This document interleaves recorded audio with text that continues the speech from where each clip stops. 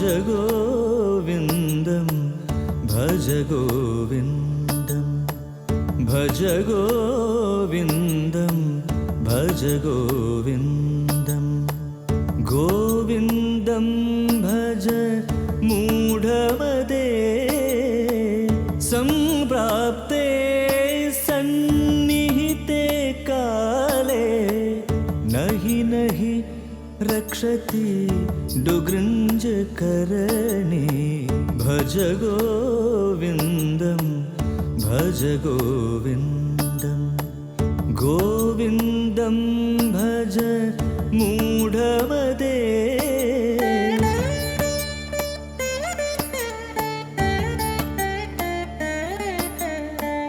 നളിനീദളഗത ജലവതിതരളം തദ്വജ്ജീവിതമതിശയ ചപലം നളിനീദളഗത ജലവതിതരളം തദ്വജ്ജീവിതമതിശയ ചപലം വിദ്ധി വ്യാധ്യഭിമാനഗ്രസ്തം ലോകം ശോകഹതം ച സമസ്തം ഭജ ഗോവിന്ദം ഭജ ഗോവിന്ദം ഗോവിന്ദം ഭജ മൂഢമതേ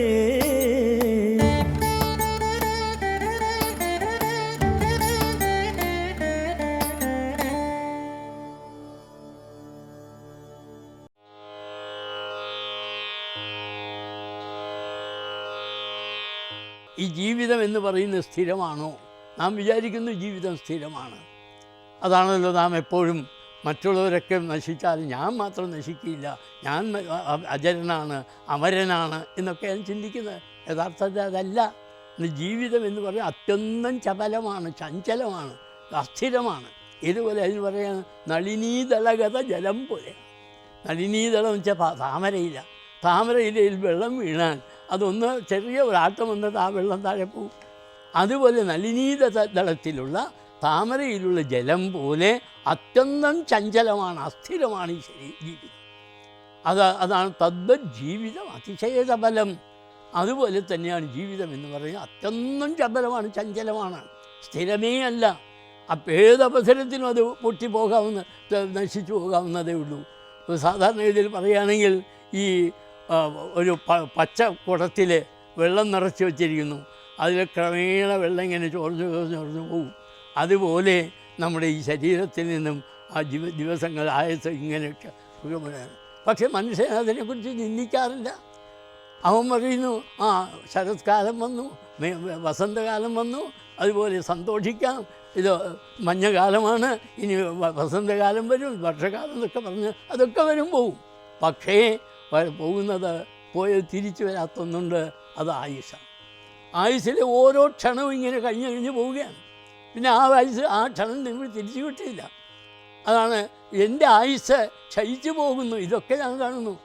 എൻ്റെ ആയുസ് ക്ഷയിച്ചു പോകുന്നല്ലോ, കുറഞ്ഞു പോകുന്നല്ലോ എന്നാരും ചിന്തിച്ച് ദുഃഖിക്കാറില്ല എന്നാണ്. മറ്റൊക്കെ സന്തോഷിക്കുന്നു. പക്ഷേ ഇതല്ല യഥാർത്ഥത്തിൽ ആ പോയതായ ക്ഷണം നമുക്ക് തിരിച്ചു കിട്ടില്ല. അപ്പോൾ അത്യന്തം ചഞ്ചലമായി ശരീരം, ഈ ശരീരം ചഞ്ചലമാണ്, ജീവിതം ചഞ്ചലമാണ്, എല്ലാം നശ്വരമാണ്. താമരയിലുള്ള വെള്ളം പോലെ, ജലഗണം പോലെ ഒന്ന് വായു കൊണ്ട് ചലിച്ചാൽ മതി, ആ വായു ജലഗണം താഴെ പൊട്ടി വീഴും. അതുപോലെയാണ് നമ്മുടെ ജീവിതവും അത്യന്തം ചഞ്ചലം. ഏത് നിമിഷത്തിലും തകർന്ന് താഴെ വീഴാവുന്നതേ ഉള്ളൂ. നാം പത്രങ്ങളിൽ വായിക്കാറുണ്ട്, പെട്ടെന്ന് കുഴഞ്ഞു വീണ് മരിച്ചു എന്നാണ്. അത് വളരെ സന്തോഷത്തോടെ നടന്നു പോകുന്നയാൾ പെട്ടെന്ന് കുഴഞ്ഞു വീണ് മരിച്ചു. അത്രയേ ഉള്ളൂ മനുഷ്യ ജീവിതം. പക്ഷേ നാം വിചാരിക്കുന്നത് നമുക്ക് എൻ്റെ ജീവിതം സ്ഥിരമാണ്, എനിക്ക് എൻ്റെ ജീവിതം എന്നെന്നും നിലനിൽക്കും, മറ്റൊന്നും മരിച്ചു പോട്ടെ. അതാണ് മനുഷ്യൻ്റെ ഈ ലോകത്തിലെ ഏറ്റവും വലിയ അത്ഭുതം എന്നാണ് യക്ഷപ്രശ്നത്തിൽ ഇദ്ദേഹം ധർമ്മപുത്രർ പറഞ്ഞത്. അഹന്യഹനി ഭൂതാനി പ്രവിശന്തിയമാലയം ശേഷാസ്ഥാവരമിച്ഛന്തി കിം ആശ്ചര്യമതപ്പരം എന്നാണ്. ഓരോ ദിവസവും ആ പ്രാണികൾ നശിച്ചു മരിച്ച് യമലോകത്തിലേക്ക് പോകുന്നത് കാണുന്നുണ്ട്, ചുറ്റുപാട് നാം കാണുന്നുണ്ട്. പക്ഷേ മറ്റുള്ള ബാക്കിയുള്ളവർ ഓരോരുത്തരും വിചാരിക്കും ഞാൻ സ്ഥിരനാണ്, എനിക്ക് നാശമില്ല, ഞാൻ മരിക്കില്ല എന്നാണ്. മാത്രമല്ല ഈ ജീവിതം നശ്വരമാണ്. മാത്രമല്ല ഇനി ഇരിക്കുന്ന കാലത്തോ വ്യാധ്യഭിമാനഗ്രസ്തമാണ്. പലതരത്തിലുള്ള രോഗങ്ങൾ, പലതരത്തിലുള്ളതായ ആധികൾ, വ്യാധികൾ മനുഷ്യനെ ബാധിച്ച് ശാരീരികവും മാനസികമായിട്ട് രോഗങ്ങൾ, അതുപോലെ തന്നെ അഭിമാനം, അഹങ്കാരം, ഞാൻ വലിയവനാണെന്നുള്ളതായ അഹങ്കാരം, ഇതൊക്കെ കൊണ്ട് നിറഞ്ഞതാണ് ബാക്കിയുള്ള ജീവിതവും. നശ്വരമാണ്.